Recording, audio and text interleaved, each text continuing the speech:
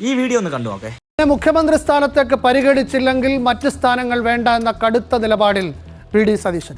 നിരീക്ഷകരുമായുള്ള ആദ്യ കൂടിക്കാഴ്ചയിൽ തന്നെ ഇക്കാര്യം വി ഡി സതീശൻ വ്യക്തമാക്കി. നമ്മുടെ കേരളത്തിൽ ഏറ്റവും വലിയ ചർച്ചാ വിഷയമായി ഇപ്പോൾ മാറിയിരിക്കുന്നത് നമ്മുടെ കേരളത്തിലെ മുഖ്യമന്ത്രി ആരാകും, അല്ലെങ്കിൽ നമ്മുടെ കേരളത്തിൽ ഇനി വരുന്ന 5 വർഷം ആര് മുന്നിൽ നിന്ന് നയിക്കുമെന്നതിനെ കുറിച്ചാണ്. V C Venugopal, Ramesh Chennithala, V D Satheesan ആര് മുഖ്യമന്ത്രിയാവും. കേരളത്തിലെ ഒരു വോട്ട് ചെയ്യുന്ന ആളെന്ന നിലയിലും അല്ലെങ്കിൽ കേരള രാഷ്ട്രീയത്തെ നോക്കിക്കാണുന്ന ഒരു വ്യക്തി എന്ന നിലയിലും എനിക്ക് പറയാനുള്ളത് വി ഡി സതീശൻ എന്നൊരു വ്യക്തിയായിരിക്കണം ഇനി നമ്മുടെ കേരളത്തിൻ്റെ മുഖ്യമന്ത്രി ആവാനുള്ളത്.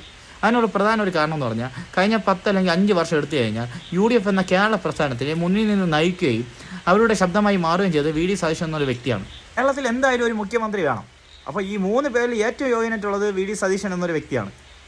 വി ഡി സതീശൻ എന്ന വ്യക്തി ഈ ഒരു 4-5 വർഷം കൊണ്ട് ജനങ്ങൾക്ക് വേണ്ടി കേരളത്തിൽ സംസാരിച്ചിട്ടുണ്ടെങ്കിൽ ഇനി വരുന്ന 5 വർഷം മുഖ്യമന്ത്രി ആയി കഴിഞ്ഞാൽ ജനങ്ങൾക്ക് വേണ്ടി ഒരുപാട് കാര്യങ്ങൾ ചെയ്യാൻ പറ്റുമെന്നാണ് ഞാൻ വിശ്വസിക്കുന്നത്. UDF ഒരുപാട് ചർച്ചകൾ നടത്തിയ ശേഷം കേരളത്തിൻ്റെ മുഖ്യമന്ത്രിയെ വി ഡി സതീശനെ നിങ്ങൾ ആക്കി കഴിഞ്ഞാൽ നിങ്ങളെടുക്കുന്ന തീരുമാനം ഏറ്റവും നല്ലൊരു തീരുമാനമായിരിക്കും. കഴിഞ്ഞ ഒരു 10 അല്ലെങ്കിൽ 5 വർഷം കൊണ്ട് ഈ ഒരു കേരളത്തിൽ UDF പ്രസ്ഥാനത്തിന് വേണ്ടി സംസാരിച്ചതുകൊണ്ട് ഒരുപാട് പരിഹാസ കഥാപാത്രമായി മാറിയിട്ടുള്ള ഒരു വ്യക്തിയാണ് ഈ വി ഡി സതീശൻ എന്ന ഒരാൾ.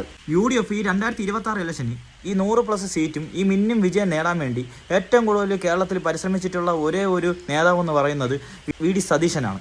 അത് നിങ്ങൾ കോൺഗ്രസ്സുകാരോ അല്ലെങ്കിൽ UDFകാരോ മറന്നു പോകാതിരുന്നാൽ ഏറ്റവും നല്ലത്.